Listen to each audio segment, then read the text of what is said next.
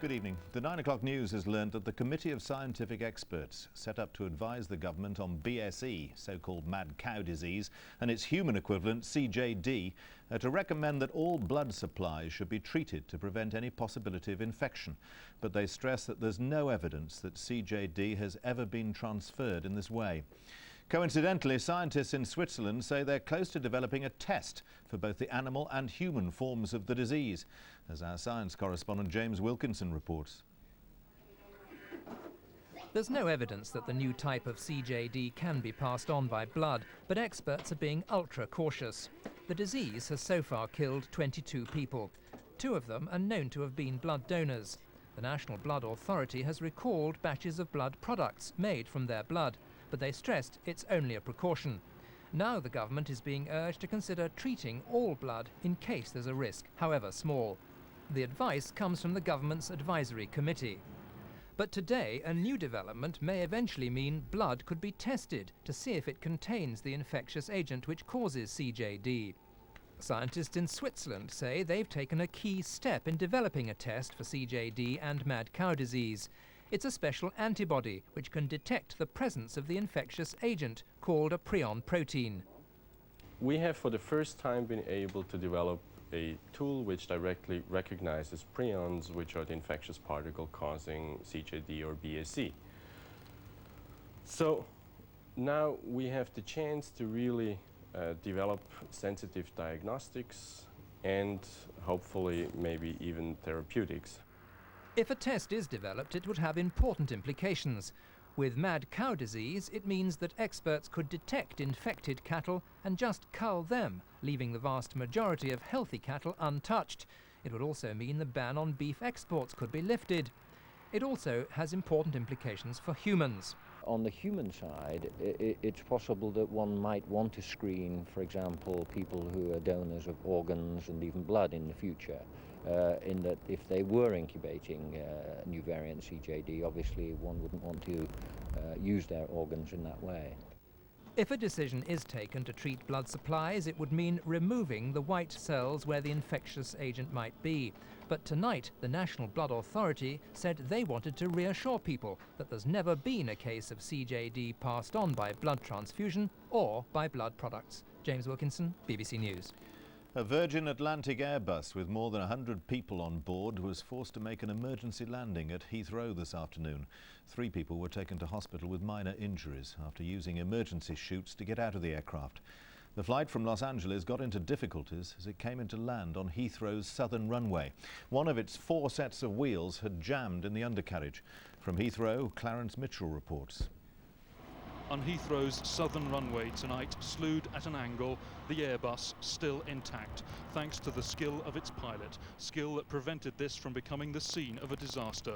On approach, the pilot, Captain Tim Barnsby, aware that his port undercarriage had failed, had desperately banked his plane to try to free the wheels. He flew over the airport for a visual check, confirming the wheels weren't down.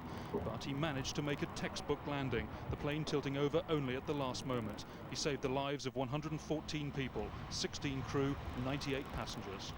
Well, we were coming into land, it seemed absolutely fine, and then we suddenly took off very steeply, vertically, when we thought we were actually landing. And then we just went higher and higher and further away from the airport. So we thought we were going back to Los Angeles. And then we came into land and it was frightening, yeah. But everyone was fairly calm and we were off the plane within seconds. When we hit the ground, he did an amazing job. He just, it was smooth. The passengers escaped via emergency chutes. Only 3 people, 2 of them stewardesses, received minor injuries during the evacuation. Passengers were taken to a special centre at Heathrow to be debriefed and reunited with relatives. The airline is calling the pilot a hero. I think both Captain Barnsby, his 2 first officers and the crew have really done a storming job today. They brought all the passengers back safely, and that's the most important thing. With the aircraft still being examined on the runway, flights were thrown into chaos as the airport was forced to operate on just 1 runway. It would be very helpful if passengers, if they don't need to come to the airport, please not to come. And then if they could, though, if they're travelling either this evening or tomorrow morning, if they could ring in first to their airlines, that would be very helpful. The Air Accident Investigation Branch immediately launched an inquiry into exactly what went wrong, as did the airline Virgin Atlantic itself. The disruption here at Heathrow will last for some time yet. Clarence Mitchell, BBC News at Heathrow Airport. A jury at the Old Bailey has listened to a tape recording of a police raid at a London hotel in which an IRA suspect was shot dead. It was made by MI5, who'd bugged the room as part of an operation against the men who police claim were an IRA gang. 4 men are denying conspiracy to cause explosions. The trial is now in its 3rd week. 4 Irishmen denied conspiracy to cause explosions. During the arrests, a 5th man was shot dead by police, according to the prosecution, in tragic circumstances. The alleged IRA men had been under surveillance and a listening device planted in their room in a hotel annex. All of what happened during the early morning raid was recorded and played today. Officers who surrounded the building had been briefed and believed the suspects would use weapons. Firearms officers went up the path to the front door. Inside, they opened another door. It led to a hallway and to number 303. They planned to enter quietly with a passkey, but it didn't work. Instead, an enforcer, a small battering ram, was used, but it bounced off the lock and smashed a hole in the door. CS gas cartridges were fired inside. On the tape recording, after the firing of the CS gas, a voice shouts in surrender from inside the room, "We give up." A police officer outside shouts, "On the floor." From inside there are several cries of "Whoa, whoa." Then a firearms officer says, "Police officer, get on the floor." There are more cries of "Whoa, whoa" from inside and a shout of "We're down, we're down." "Open the door," shouts an officer. "Okay." "Show me your hands," demands an officer. And one of the 3 Irishmen shouts, "They're up, we're on the deck." After more shouted orders and replies of "Okay, okay," there's the sound of 2 shots being fired into the room by police. One of the Irishmen shouts in shocked surprise, and then there's a quick burst of more police gunfire. The man shot dead, Dermot O'Neill, and the 2 others with him had no guns in room 303. The officer who fired the fatal shots, identified only as Kilo, said he'd feared for his life. Under cross-examination, he insisted he'd heard no one inside the room shouting that they were giving themselves up. After the tape recording was played, he repeated that he'd heard nothing from inside. The trial is expected to last until December. Graham McLagan, BBC News at the Old Bailey. Ministers have been explaining why they've decided to exempt Formula One motor racing from the ban on tobacco sponsorship. Anti-smoking groups have accused the government of a climb down, and the European Commission says it may now be impossible to ban tobacco advertising and sponsorship across Europe. Social Affairs editor Neil Dixon reports. Like millions of smokers, Formula One has become dependent on tobacco, in its case to the tune of £100 million a year.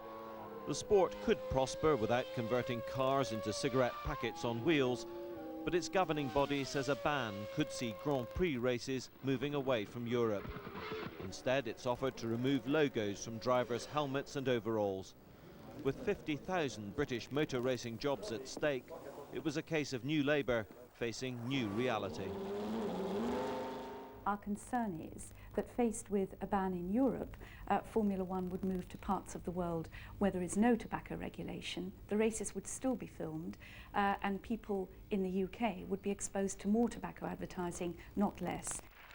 Yet when the Health Secretary addressed the Royal College of Nursing just a few months ago, there were to be no exceptions. We're going to publish a draft bill to ban tobacco advertising. It will cover all forms of tobacco advertising, including sponsorship. I think it's really extraordinarily humiliating about turn for the government. It was in their manifesto that we're going to ban tobacco advertising. Frank Dobson made a speech in May to the Royal College of Nursing saying this will include sports sponsorship, include Formula One. Tony Banks said the same thing, and now here we are a few months later with an absolute reversal of that policy. It's hard to prove that advertising encourages people to start smoking, but cigarettes kill 120,000 Britons a year, and the industry needs new smokers to replace them. Anti-smoking groups believe today's concession by the government was unnecessary. I think the government has been forced down here. I think the government should have called the bluff of the tobacco industry and Formula One and said, we want to see Formula One can survive without tobacco. And not surprisingly, other sports which rely on tobacco sponsors are demanding that they should also be treated as special cases. In Brussels, to dismay, the Commission was relying on the new British government to support a Europe-wide ban on all forms of advertising. Now they say that's at risk. Unless I can get a change of heart from the United Kingdom and from the other countries who support their point of view, then I would have to seriously consider whether it's worthwhile pursuing this particular piece of legislation. But whatever happens in Europe now, the days when smoking was promoted as socially acceptable are gone. TV ads went in the 60s, and over the years more restrictions and warnings have appeared. Faced with lawsuits and falling consumption, the tobacco industry is in retreat, and although Formula One is being let off, a complete ban on all other advertising will go ahead in Britain. The government insists this was a pragmatic move, and for health campaigners in this country, it represents a setback rather than a real defeat.